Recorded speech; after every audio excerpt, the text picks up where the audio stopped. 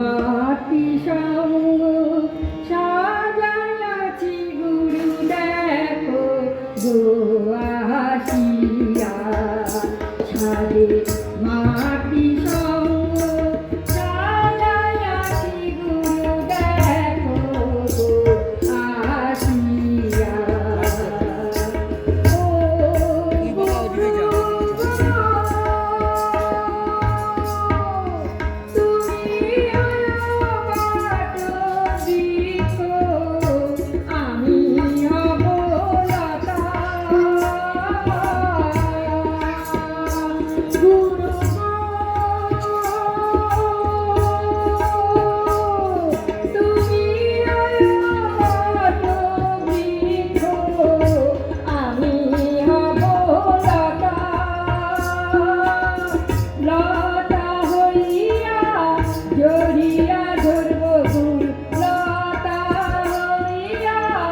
জড়িয়া ধরব গুরু কইব মনের কথা একবার দেখো গো আসিয়া দয়াল দেখো গো আসিয়া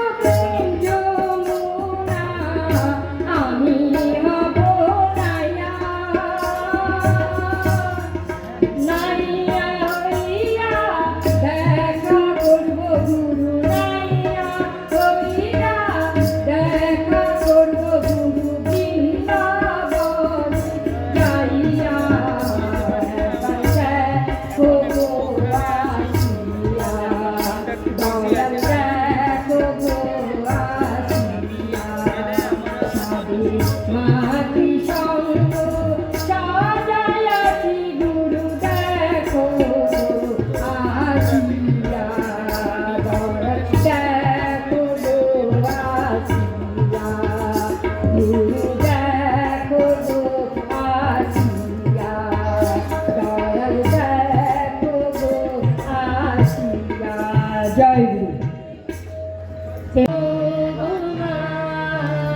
দিদি কমলা শোনে একবার বিরাজ দিদি কমলা শোনে তোমার ভুবন ভরা রূপটি একবার দেখে লই মানয়নে তোমার ভুবন ভরা রূপটি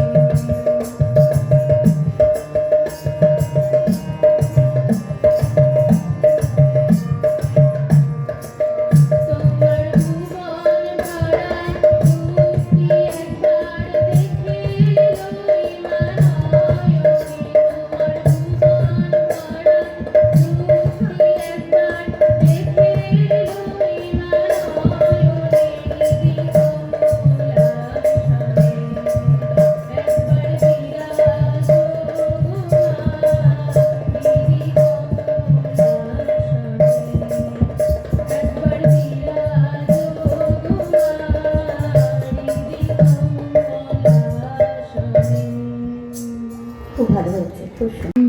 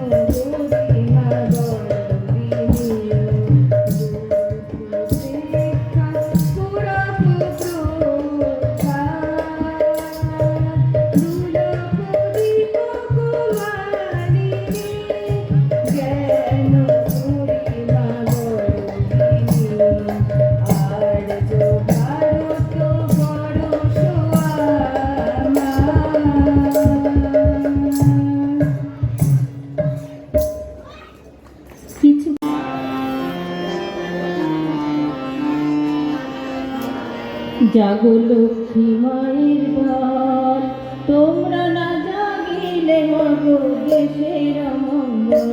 জাগো লক্ষ্মী মায়ের ঘর, তোমরা না জাগিলে মাগো দেশের মঙ্গল, মাগো দেশের মঙ্গল। আদ্যা শক্তি তোমরা নারী, হয়ে নামাবে বিচারী। আদ্যা শক্তি তোমরা নারী, হয়ে নামাবে বিচারী। ওরে যাক তোরা যাক, ওরে যাক তোরা যাক, ধর্মে কর্মে খাও মা চঞ্চল। ওরে যাক তোরা যাক, ধর্মে কর্মে খাও মা চঞ্চল। জাগো লক্ষ্মী মায়ের ঘর, তোমরা না জাগিলে মাগো দেশের মঙ্গল, মাগো দেশের মঙ্গল। জাগো লক্ষ্মী মায়ের ঘর।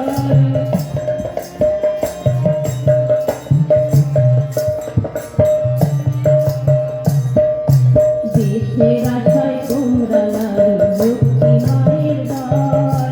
তোমরা দেশের সব ভরসা, তোমরা জাতির ঘর। দেশের আশায় তোমরা নারী, লক্ষ্মী মায়ের ঘর। তোমরা দেশের সব ভরসা, তোমরা জাতির ঘর। নারীর ধর্ম গৃহপানা, ইষ্ট পূজার আরাধনা। নারীর ধর্ম ইষ্ট পূজার আরাধনা। ওরে স্বামী সেবায় সন্ধিপনায় থাকবে অবিরল। ওরে স্বামী সেবায় সন্ধিপনায় থাকবে অবিরল। জাগো লক্ষ্মী মায়ের ঘর, তোমরা না জাগিলে মাগো দেশের মঙ্গল, মাগো দেশের মঙ্গল। জাগো লক্ষ্মী মায়ের ঘর।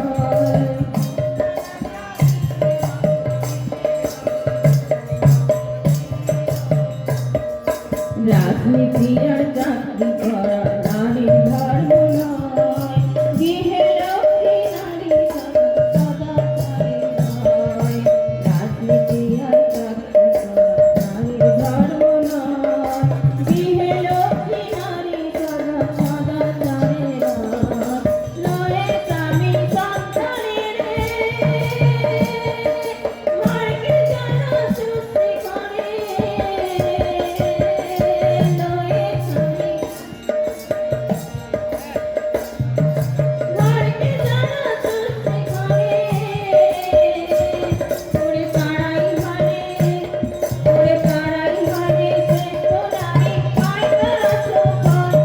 ওরে পাড়াই ঘরে শ্রেষ্ঠ নারী পায় তারা সুফল। জাগো লক্ষ্মী মায়ের ঘর, তোমরা না জাগিলে মাগো দেশের মঙ্গল, মাগো দেশের মঙ্গল। জাগো লক্ষ্মী মায়ের ঘর, তোমরা না জাগিলে মাগো দেশের মঙ্গল, মাগো দেশের মঙ্গল। জাগো লক্ষ্মী মায়ের ঘর। জয় গুরু। এবার জাগো জাগো মা তোমরা সতী, জাগো জাগো মা তোমরা সতী।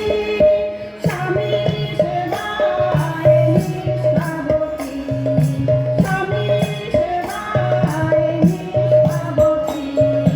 সকাল সন্ধ্যা শঙ্খ বাজিয়ে করো মা আরতি। জাগো জাগো মা তোমরা সতী, আর্য ভারতের নারী তোমরা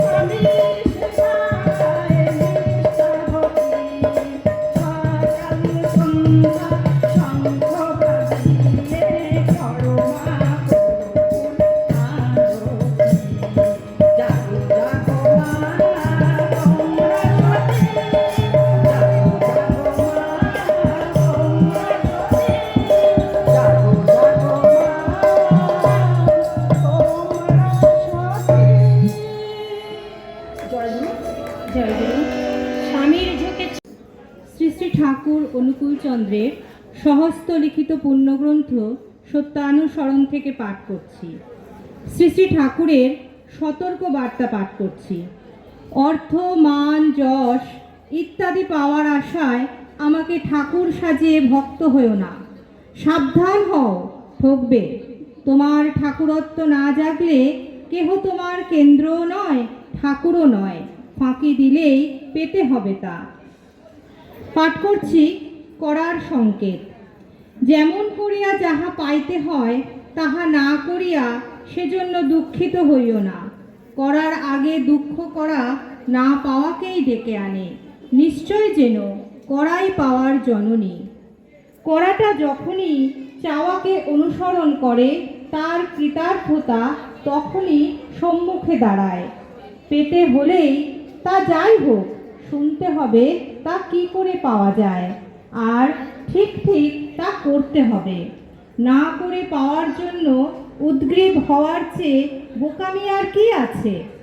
প্রকৃতি তাদেরই ধিক্কার করে যারা নাকি প্রত্যক্ষকে অবজ্ঞা বা অগ্রাহ্য করে পরোক্ষকে আলিঙ্গন করে, আর পরোক্ষ যাদের প্রত্যক্ষকে রঞ্জিত ও লাঞ্ছিত করে তারাই ফাঁকির অধিকারী হয়। জয় গুরু। জয় গুরু। ঠাকুর শ্রী শ্রী অনুকূলচন্দ্রের মুখনিসৃত বাণীগ্রন্থ সমাজ থেকে পাঠ করছি। বাণীটির শিরোনাম দেওয়া হয়েছে সন্তান চর্চা। সন্তান চর্চা থেকে 4টি বাণী পাঠ করছি। প্রথম বাণীটি হলো মায়ের খাওন চলন বলন নিষ্ঠা সেবা বিবেচনা অর্শে গিয়ে ছেলের ধাতে আনে স্বস্তি সুবর্ধনা। দ্বিতীয়, মাই কিন্তু জীবন দ্বারা, সৃষ্টি কিন্তু পিতারই হয়। দাঁড়াও পারে দাঁড়িয়ে দিতে মার নিয়ন মন যদি সে পায়। দীপন তৃপ্তি হৃদয় ভরা উচ্ছিতে যা কৃত্তি নিয়ে ছেলেও ফোটে দীপ্ত হয়ে সত্তার সুষ্ঠ তিথি বয়ে। তৃতীয়, নির্বিষ্ট মনা নয় কহু যে সব বংশের ছেলে মেয়ে সার্থকতা বিপদ তাদের কীর্তিপথে যায় না বেয়ে। চতুর্থ হলো যেমন স্থলে যেমন করে যেমন বেমিন পাপ আর মাতে সৎ ইচ্ছাতে আকুল হলেও ওই বেমিল রয় ছেলের ধাতে। জয় গুরু। জয় গুরু। শ্রী শ্রী ঠাকুর অনুকূলচন্দ্রের প্রশ্নোত্তর ধর্মী গ্রন্থ, যা ভক্তপ্রভুর অধ্যাপক শ্রী পঞ্চানন সরকার মহাশয় দ্বারা অনুলিখিত। নারীর পথে থেকে কতিপয় প্রশ্ন এবং উত্তর পাঠ করছি। প্রশ্ন: নারী ও পুরুষের নর্মাল রিলেশন কি? এই সম্বন্ধের পরিণতি কোথায়? শ্রী শ্রী ঠাকুর: নরের বৃত্তিগুলি যে নারীতে পরিপোষিত পরিবর্ধিত হয়, অর্থাৎ যে নারী যে নরের বৃত্তিগুলি লইয়া সন্তুষ্ট পুষ্ট ও সম্বর্ধনে যত্নবতী, সেই নরনারীর মিলনই শুভ। আর নারী সেই পুরুষকে তেমনতরভাবে সম্বর্ধিত করিয়া তাহার বংশবিস্তার করে, তাহাতেই তাহার পরিণতি। প্রশ্ন: নারী পুরুষকে আর পুরুষ নারীকে ঠিক ঠিক চিনতে পারে কি? শ্রী শ্রী ঠাকুর: স্বভাবত, কারণ একজনের চাওয়া সতই আর একজনের সার্থক হয়। এ কথা আরও বলেছি। নারী স্ত্রী ও পুরুষ উভয়কেই প্রসব করে। প্রশ্ন: প্রজননই স্বামী স্ত্রীর মিলনের একমাত্র প্রয়োজন, না নরনারীর এই মিলনের আরও কোনো উদ্দেশ্য আছে? শ্রী শ্রী ঠাকুর: হ্যাঁ আছে। যখন নারী পুরুষের স্ত্রী হয় তখন সে চায় তার পুরুষকে তাই করতে, যাতে তার পুরুষ সর্বতোভাবে বৃদ্ধিশীল হয় বা থাকে, আর পুরুষের বৃদ্ধিশীলতার উপরেই সর্বতোভাবে নির্ভর করে নারীর উৎকর্ষ। প্রশ্ন: সুপ্রজননের দায়িত্ব কার, পুরুষের না নারী? শ্রী শ্রী ঠাকুর: নারীর। নারী তার সাহচর্যে পুরুষকে যেমনতরভাবে উদ্বোধন করে, পুরুষের সেই মনই স্ত্রীতে গমন করে এবং সন্তানরূপে মূর্ত হয়, তাই স্ত্রীকে জায়া বলে। প্রশ্ন: অনেক সময় বড় লোকের অযোগ্য ও অপগণ্ড ছেলে জন্মায়, অথচ অনেক নিকৃষ্ট লোকেরই হয়তো এক মহা প্রতিভাবান ছেলে জন্মাইতেও দেখা যায়। এরূপ কি করে হয়? শ্রী শ্রী ঠাকুর: পুরুষ যতই বড় হোক, স্ত্রী যদি তাহাকে কুৎসিত ব্যবহার, ভাব, ভাষা দিয়া রঞ্জিত করে, তার সন্তান তেমনতরই হইবে। তাই হয়তো মহাবীরের সন্তান এক মহাভীরু জন্মগ্রহণ করে, মহাজ্ঞানীর সন্তান একটা মূঢ় অপগণ্ড জন্মায়। জয় গুরু। শ্রী শ্রী ঠাকুর অনুকূলচন্দ্রের মুখনিসৃত বাণীগ্রন্থ নারীর নীতি থেকে আমি একটি পাঠ করছি। পাঠটির শিরোনাম দেওয়া হয়েছে বিবাহের উদ্বর্ধন ও সুপ্রজনন। বিবাহ মানুষের প্রধান দুইটি কামনাকেই পরিপূরণ করে, তার একটি উদ্বর্ধন, অন্যটি সুপ্রজনন। অনুপযুক্ত বিবাহে এই দুইটিকেই ক্ষুণ্ণ করিয়া তোলে। সাবধান, বিবাহকে খেলনা ভাবিও না, যাহাতে তোমার জীবন ও জনন জড়িত। জয় গুরু। জয় গুরু। এখন সঙ্গীত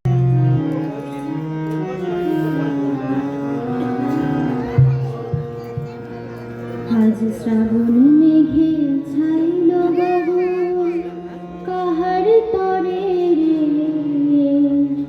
মা এসেছেন মোদের ঘরে, মা এসেছেন রে। আজ শ্রাবণ মেঘে ছাইল গগন, কাহার তরে রে মা এসেছেন মোদের ঘরে, মা এসেছেন রে। মা এসেছেন, মা এসেছেন, মা এসেছেন, মা এসেছেন, মা এসেছেন রে। মা এসেছেন মোদের ঘরে, মা এসেছেন রে। আজ শ্রাবণ মেঘে ছাইল গগন, কাহার তরে রে মা এসেছেন মোদের ঘরে, মা এসেছেন রে।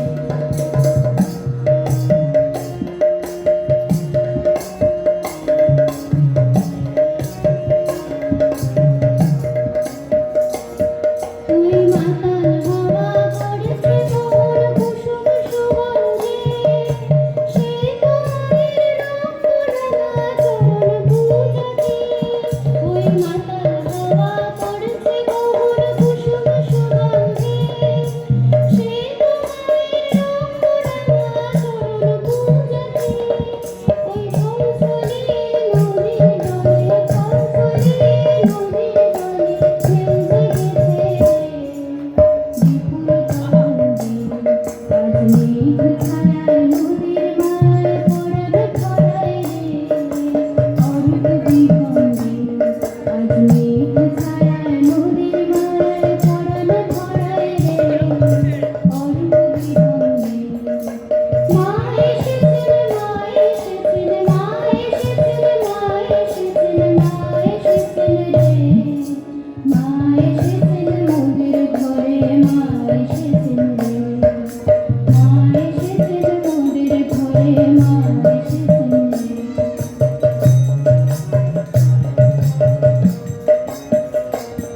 আজ বিশ্ব সাজে নবীন সাজে করেছে বরণ রে জগন মাতাকে। আজ বিশ্ব সাজে নবীন সাজে করেছে বরণ রে জগন মাতাকে। তোরা শঙ্খ বাজা, ঘণ্টা বাজা, শঙ্খ বাজা, ঘণ্টা বাজা, শঙ্খ বাজা, উলুধ্বনি দে। মা এসেছেন আবার ফিরে মোদের ঘরেতে, মা এসেছেন আবার ফিরে মোদের ঘরেতে, মা এসেছেন আবার ফিরে মোদের ঘরেতে। কাঁদবে মনের শঙ্কা দ্বিধা দ্বন্দ্ব যাবে চলে, পড়বে আঘাত সঞ্চিত সব চলার বাধার মনে। কাঁদবে মনের শঙ্কা দ্বিধা দ্বন্দ্ব যাবে চলে, পড়বে আঘাত সঞ্চিত সব চলার বাধার মনে। বুঝবে সকল ভয়, লাগবে পরাজয়, বুঝবে সকল ভয়,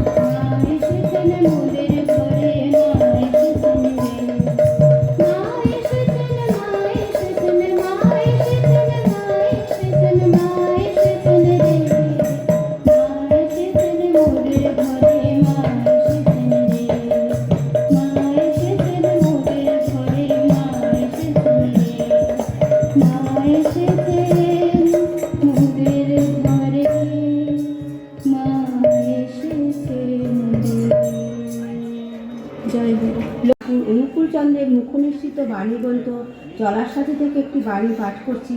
বাণীটির শিরোনাম দেওয়া আছে শিক্ষার বৈশিষ্ট্য। মানুষের বৈশিষ্ট্যগুলি সংবর্ধিত, উন্নত ও পরিপুষ্ট হয় এমনতর শিক্ষায় জীবনের পক্ষে অপ্রতিহতভাবে প্রয়োজনীয়। তাই শিক্ষার ধারাও এমনতর হওয়া উচিত যাহাতে মানুষ বৈশিষ্ট্যে বর্ধনশীল হইয়া উন্নতিপ্রবণ ও অব্যাহত হয়। সেই শিক্ষায় জীবন ও সমাজকে সমৃদ্ধ করিয়া অমৃত যাত্রী করিয়া তুলিতে পারে। জয়গুরু। মুখনিসৃত বাণীগ্রন্থ জ্ঞানের নীতি থেকে পাঠ করছি। জীবন নিয়ন্ত্রণে জননী ও শৈশব শিক্ষা। ছেলেকে শত শিক্ষা শত শাসনে কিছুতেই উপযুক্ত মানুষ করা যাইবে না, যাইতে পারে না। মা যদি তাহার জীবনের মূল ভিত্তিগুলোকে উপযুক্ত রূপে অটুট করিয়া বিন্যস্ত করিয়া না দেয়। তুমি তোমার শিশুকে যদি মানুষ করিতে চাও, তাহার দোষগুলিকে উপযুক্ত রূপে নিয়ন্ত্রিত করিও। 5 হইতে 10 বছরের মধ্যে যাহা করিয়া দেবে তোমার শিশুকে, তাহাই তাহার সমস্ত জীবনকে নিয়ন্ত্রিত করিবে। নিশ্চয় জানিও। জয় গুরু। জয় শ্রী শ্রী ঠাকুরের শ্রীচরণে প্রণাম জানিয়ে আজকের আলোচ্য বিষয়ের উপর আলোকপাত করার চেষ্টা করছি। আলোচ্য বিষয় হল জীবন নিয়ন্ত্রণে জননী ও শৈশব শিক্ষা। জীবন নিয়ন্ত্রণে জননীর ভূমিকা অপরিসীম। শ্রী শ্রী ঠাকুর বললেন, মা মানে যিনি পরিমাপ করে দেন। মাকে অতিক্রম করার সাধ্য কোনো সন্তানেরই হয় না। মায়ের ভাব তরঙ্গ থেকেই তো তার জন্ম। শৈশবে সেই ভাব অপরিস্ফুট থাকে। বয়স বৃদ্ধির সাথে সাথে সেই ভাব প্রকাশিত হয়ে ওঠে। তাই মায়ের অভ্যাস, ব্যবহার, চাল চলন খুব নিয়ন্ত্রিত হওয়া যায়। মায়ের এতটুকু ভুলে সন্তানের অনেক ক্ষতি হতে পারে। সন্তান হয়তো ঝোঁকির সঙ্গে একটা ভালো কাজ করতে যাচ্ছে, কাজটা ভালো, তখন মায়ের কর্তব্য তাকে উৎসাহ দেওয়া ও তারিফ করা। সন্তানের স্বভাব, রুচি, পছন্দ, বৈশিষ্ট্য মায়ের নখদর্পণে থাকা যায়। প্রত্যেকটা সন্তানকে মানুষ করতে হয় তার নিজস্ব রকমের। সব জিনিসেই অভ্যাস চাই, শিক্ষা চাই। সেই জন্য মায়ের খুব গোড়া থেকেই এই সবগুলি শেখাতে হয়। তারপর সংসারিক গুরুজনকেও হয়তো সন্তানকে কোনো অন্যায়ের জন্য শাসন করছে, মা তখনই যদি সন্তানের পক্ষ নিয়ে কোমর বেঁধে ঝগড়া করতে যায় তার সঙ্গে, তাতে কিন্তু সন্তানের মাথা খাওয়াই হয়। সবসময় লক্ষ্য রাখতে হয় সন্তানের জীবনে যাতে কিছুতেই অশ্রদ্ধা, দোষ দৃষ্টি, অনৈক্য বুদ্ধি ইত্যাদি শিকড় গেড়ে না বসে। সন্তানের সামনে পরনিন্দা, পরচর্চা কখনোই করা উচিত নয়। সুকেন্দ্রিক উদারতা, সেবা, সহানুভূতির দৃষ্টান্তই যেন তারা মা বাবার চরিত্রে দেখতে পায়। অনেক সময় মা বাবা সন্তানের সামনে নীতি উপদেশ দিচ্ছে, কিন্তু নিজেরা সেই অনুযায়ী চলে না। এতেও কিন্তু ছেলে মেয়েদের প্রতারণা করা হয়। তাই মা বাবা পরস্পরের প্রতি শ্রদ্ধান্বিত করে তুলতে চেষ্টা করবে নিজেদের। সঙ্গে সঙ্গে পিতৃপুরুষের কথা, ইষ্টের কথা মাথায় ঢুকিয়ে দেবে। বাস্তব আচরণের ভিতর দিয়ে সেটা তার ভিতর গেঁথে দেওয়া উচিত। মা বাবা ছেলেপেলের সামনে নিজেরা অনেক সময় ঝগড়া বিবাদ করে। এই কাজটি কখনোই ঠিক নয়। ফল কথা, মা বাবা যদি সুনিয়ন্ত্রিত না হয়, তবে ছেলেপেলেদের সুনিয়ন্ত্রিত করে তোলা দুঃসাধ্য। তাই জীবনটাকে নিয়ন্ত্রণ করতে হলে সদ্গুরুকে জীবনে গ্রহণ করতে হয় এবং তাকে অনুসরণ করার অভ্যাস করতে হয়, এবং এই অভ্যাস সন্তানের মধ্যে সঞ্চালিত করতে হয়। জয় গুরু। বন্দে গুরু। শ্রী শ্রী ঠাকুর অনুকূলচন্দ্রের কথোপকথন ধর্মী গ্রন্থ তথা আলোচনা প্রসঙ্গের দ্বাদশ খণ্ড থেকে ক্রিয়দংশ পাঠ করছি, যার শিরোনাম দেওয়া হয়েছে মাকে খুব হিসেব করে চলতে হয়। একটি মা তার ছেলের সম্বন্ধে বললেন, ও সবই ভালো, কিন্তু পড়াশোনায় টান হচ্ছে না। তার উত্তরে শ্রী ঠাকুর বললেন, তোমার ওপর যখন টান আছে তখন তা থেকে সময় মতো সবই গজাবে। বারবার পরপর না করে পড়ায় যাতে অনুরাগ গজায়, সুকৌশলে তাই করতে হয়। হয়তো বললে, তোমার মুখে রামায়ণ পড়া শুনতে আমার খুব ভালো লাগে, মাঝে মাঝে আমাকে তা পড়ে শুনিও। পড়ার পর তারিফ করতে হয়, আবার জিনিসগুলি গল্পের মতো করে বলতে পারে কি না তাও দেখতে হয়। পড়ায় একবার রস পেয়ে গেলে, পড়ার অভ্যাসটা হলে, তখন পাঠ্য বইও পড়বে। তাড়াতাড়ি নির্ভুল ও পরিষ্কারভাবে লেখা ও অঙ্ক কষা ইত্যাদি খেলার মতো করে শেখাতে হয়। এমন করতে হয় যাতে তার একটা ঝোঁক ও রোগ চেপে যায়। খেলা ও বেড়াবার ব্যাপারেও তাকে উৎসাহ দিতে হয়। হাতে কলমে নিজে যদি করতে চায় তাতেও বাধা দিতে নেই, অবশ্য তা যদি বিপজ্জনক না হয়। কোনো কাজ থেকে প্রতিনিবৃত্ত করতে গেলে এমনভাবে তাকে বুঝিয়ে বলতে হয় যাতে ওই কাজ না করার সিদ্ধান্ত সে নিজেই গ্রহণ করে। ছেলেদের যদি কোনো উপদেশ দাও তা নিজে কিন্তু পালন করো। মায়ের চাল চলন ও চরিত্র অজ্ঞাতসারে ছেলেপুলের মধ্যে ঢুকে যায়। তাই ছেলের ভবিষ্যতের দিকে চেয়ে মাকে খুব হিসাব করে চলতে হয়। এটা যেমন চলায়, বলায়, ভাবায় সব দিক থেকে।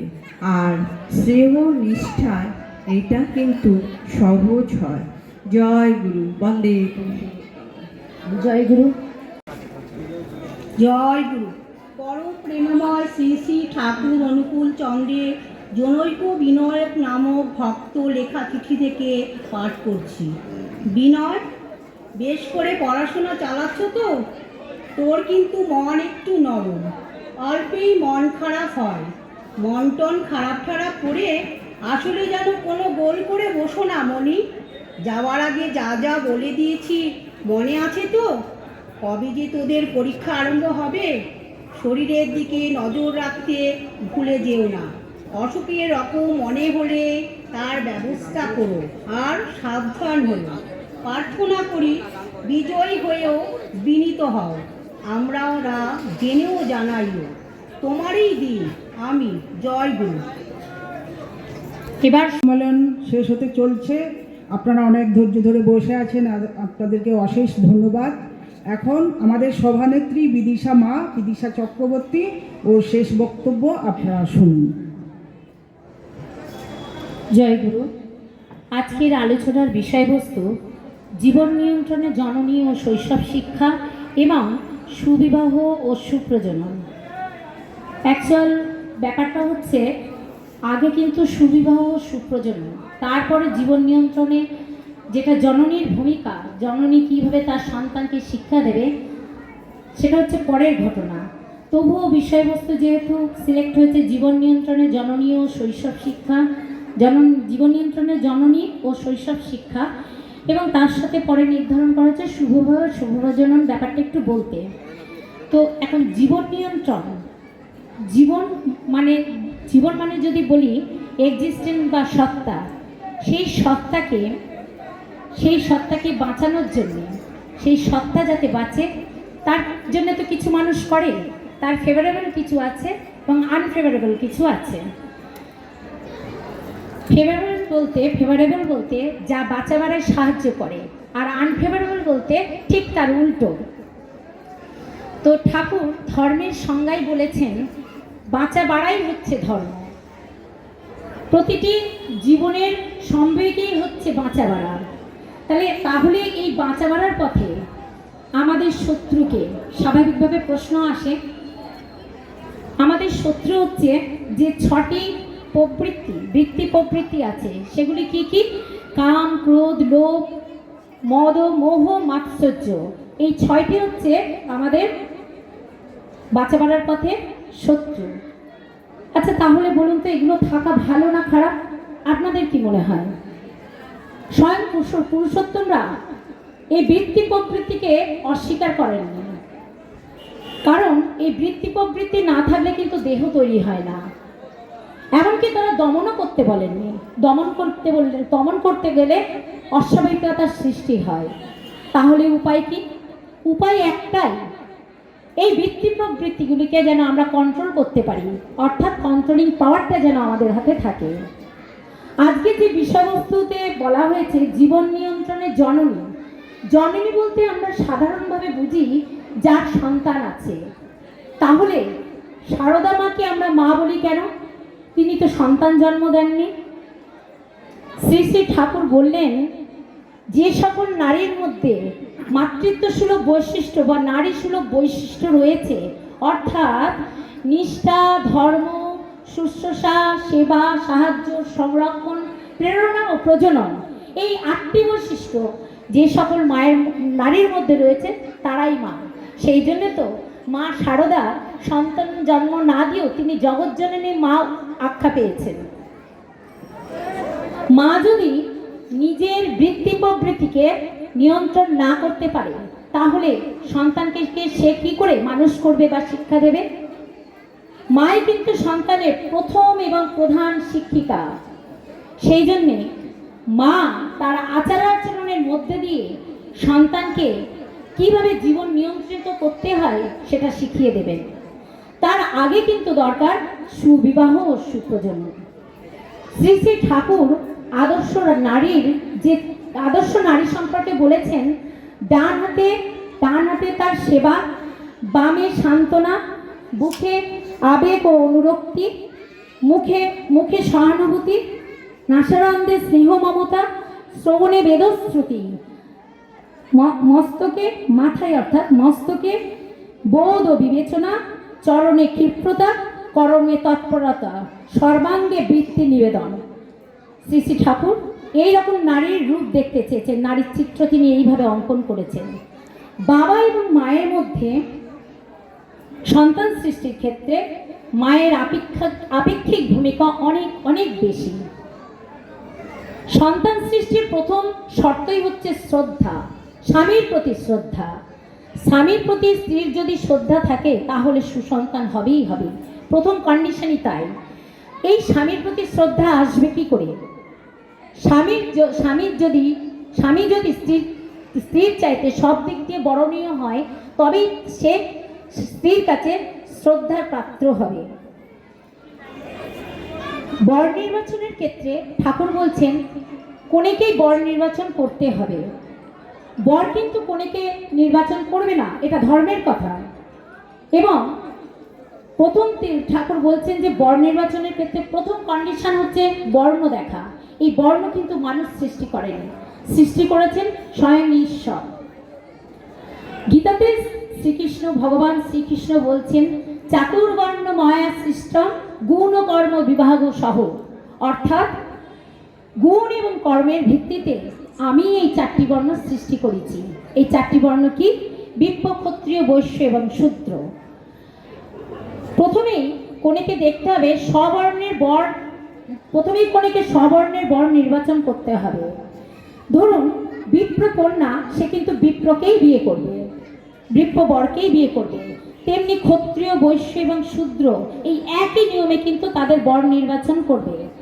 এরপরে হচ্ছে কি দেখবে না, বংশ মানে হচ্ছে বংশী কোনো প্রতিলোম বিবাহ হয়েছে কিনা সেটি দেখতে হবে। কারণ প্রতিলোম বিবাহ হচ্ছে অসঙ্গত বিবাহ, যেটা আজকের দিনে বিজ্ঞান বিরুদ্ধ বিবাহ। তারপরে কি দেখতে হবে, বর্ণবংশ মিলে গেল কিন্তু দেখা গেল চরিত্রটা ঠিক নয়, ব্যবহার ঠিক নয়। ঠাকুর বলছেন বর্ণবংশ দেখবি, তারপরে দেখবি চরিত্র। ছেলের বর্ণবংশ ঠিক আছে অথচ চরিত্র বা বাক ব্যবহার ঠিক নেই, সেক্ষেত্রে কিন্তু কনের বরকে ওই বরকে বিয়ে করা উচিত হবে না, একদমই উচিত হবে না। উদাহরণস্বরূপ আমরা বলতে পারি সাবিত্রী এবং সত্যবানের কথা। সাবিত্রী ধর্ম অনুযায়ী কিন্তু সাবিত্রী নিজে তার বর নির্বাচন করেছিলেন সত্যবানকে। সত্যবানের মতো সুবিবেচক, সুচরিত্রবান, সুকর্তব্যনিষ্ঠ পুরুষকে তিনি পায়নি, তাই তিনি সত্যবানকেই বিয়ে করেছিলেন। আবার সেই জন্যই বাস্তবেও আমরা দেখছি যে আমার আগে একটু মা বলে গেলেন নেতাজি সুভাষচন্দ্রের বাবা মার কথা, স্বামী বিবেকানন্দের বাবা মার কথা এবং বিদ্যাসাগরের বাবা মা, তারা কিন্তু ঠাকুরের দর্শন বা লজিক অনুযায়ী বিয়ে করেছিলেন। নেতাজি সুভাষচন্দ্রের বাবা জানকীনাথ বসু ছিলেন কুলীন কায়স্থ। প্রভাবতী দেবী, মানে তার নেতাজির মায়ের নাম প্রভাবতী দেবী, তিনি ছিলেন কিন্তু মৌলিক কায়স্থ।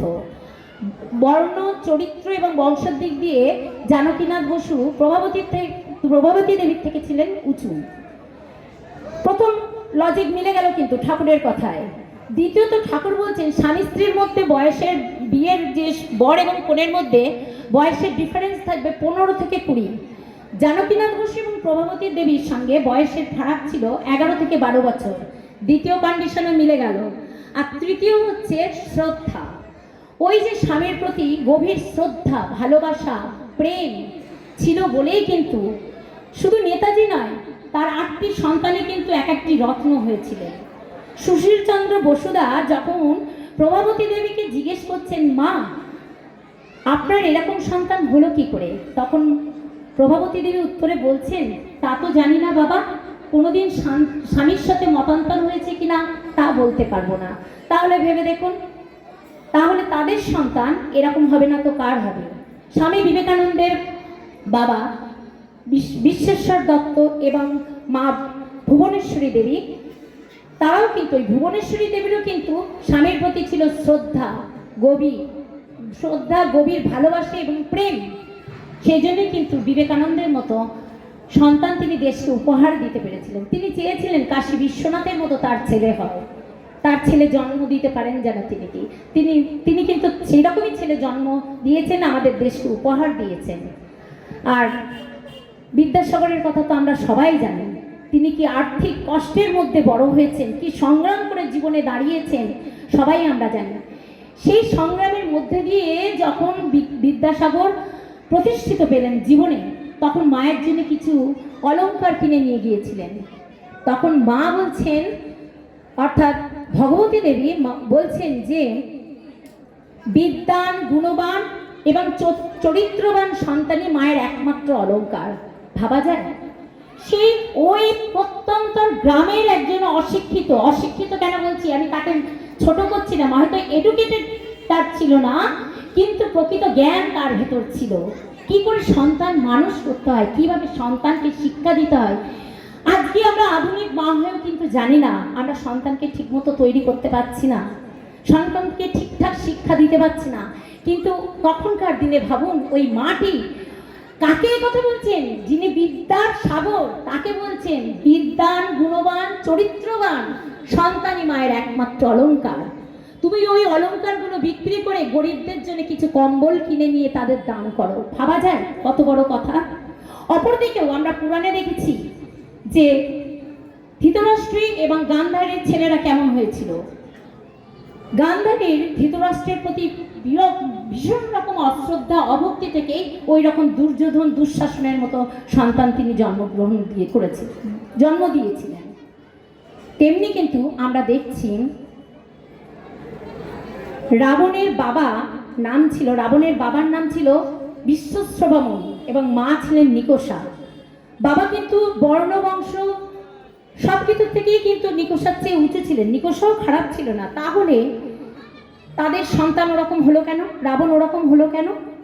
কারণ নিকষা সুসঙ্গমের সময় তিনি যে মনোভূমিতে বিচরণ করছিলেন, সেখানে তার ভাব এবং ভাবানুযায়ী তিনি যেভাবে সেই সময় স্বামীকে স্টিমুলাস বা ইম্পালস দিয়েছেন, তার ফলে প্রথমে সেই স্টিমুলাস বা ইম্পালস দেওয়ার ফলে প্রথমে আত্মা কোথায় আসে, স্বামীর মাথায় আসে। সেখান থেকে শুক্রাশয়ে যায়, শুক্রাশয় থেকে শুক্রাণুতে ঢুকে ডিম্বাণুর সঙ্গে মিলিত হয়ে শরীর ধারণ করে কুসন্তান বা সুসন্তানের সৃষ্টি হয়। এক্ষেত্রেও তাই হয়েছিল। রাবণের যখন জন্ম হয় তখন মা নিকষা মদমাত্মা এবং মদগর্ভী মনোভাব নিয়েছিলেন, সেই জন্য কিন্তু রাবণের ওই রকম জন্ম হয়েছে। পরবর্তীকালে তিনি নিজেকে পরিবর্তন করতে পেরেছিলেন বলে বিভীষণের মতো সুসন্তান জন্ম দিয়েছিলেন। বিভীষণ ছিলেন প্রচণ্ড ইষ্টানুরোগ, তার ছিল গভীর ইষ্টের প্রতি ভালোবাসা এবং অনুরাগ ছিল, সেই জন্য তিনি রাবণকেও ত্যাগ করেছিলেন। এইটাই হচ্ছে বিজ্ঞান। বিজ্ঞান এইটাই যে সন্তান জন্ম দেওয়ার সময় মায়ের মনোভাব কিরকম থাকবে তার উপরেই নির্ভর করবে সন্তান সুসন্তান হবে না কুসন্তান হবে। আমরা কিন্তু মনুষ্য জগৎ ছাড়াও উদ্ভিদ এবং পশু পাখির জগতেও কিন্তু ঠিক একই জিনিস দেখতে পাচ্ছি। ভালো প্রোডাকশনের জন্য আজকের যে বিজ্ঞান, সেই বিজ্ঞানকেই এই সুপ্রজনন ও জেনেটিক্স বিদ্যা কাজে লাগাচ্ছে। উপসংহারে বলি, শেষে একটা কথাই বলবো, আজ বিশ্বের অবস্থা খুব খারাপ। আমাদের চারিদিকে, আমাদের পৃথিবীর চারিপাশে প্রতিকূল আবহাওয়া, প্রতিকূল পরিবেশ, জীবন আজ সংকটের মুখে দাঁড়িয়ে। শুধু একা মায়েদের দায়িত্ব নয়, বাবা এবং মা উভয়েরই সংকটের হাত থেকে পৃথিবীকে দূর করতে হবে, কারণ আগামী প্রজন্মকে বাসযোগ্য করে তোলার জন্য। তাই ইষ্টের ঈপ্সিত ইচ্ছাকে পূরণ করতে হবে আমাদেরকে। সবশেষে বলি, ঠাকুরের উদ্দেশ্যেই বলি, উপবিত শোভিত আরুণ বিহূষিত, উপবিত শোভিত আরুণ বিহূষিত, সে তো শয্যাসনে বসিয়া ভক্ত শনে প্রেম পুষ্ট তব অঙ্গ বিশোভিত, ঝরেছে ঝর্ণা তব প্রেমল শাসন, কর জোরে একসাথে কর বন্দন, কর জোরে একসাথে কর বন্দন, রাধা গোল রাধা গোল বন্দে পুরুষোত্তম, রাধা গোল রাধা গোল বন্দে পুরুষোত্তম, উপবিত শোভিত। জয় গুরু, বন্দে পুরুষোত্তম। সবাই ভালো থাকবেন, সুস্থ থাকবেন এবং আপনাদের প্রতি প্রত্যেকে দীর্ঘায়ু কামনা করি আমার প্রিয় পরম ঠাকুরের চরণে। এবার আমরা ধ্বনি দিয়ে আমাদের মাতৃ সম্মেলন শেষ করব। বন্দে পুরুষোত্তমম, বন্দে পুরুষোত্তমম, বন্দে পুরুষোত্তমম, বন্দে আর্য পৃথিবীম, বন্দে মাতৃবর্গম, বন্দে অহং কৃষ্টি দৈবতম। পরম প্রেমময় শ্রী শ্রী ঠাকুর অনুকূল চন্দ্র জি কি, যুবাবতার শ্রী শ্রী ঠাকুর অনুকূল চন্দ্র জি কি, মাতা মনমোহিনী দেবী কি, সৎ সঙ্গ কি, মাতৃ সম্মেলন কি। বন্দে পুরুষোত্তমম, বন্দে পুরুষোত্তমম, বন্দে পুরুষোত্তমম।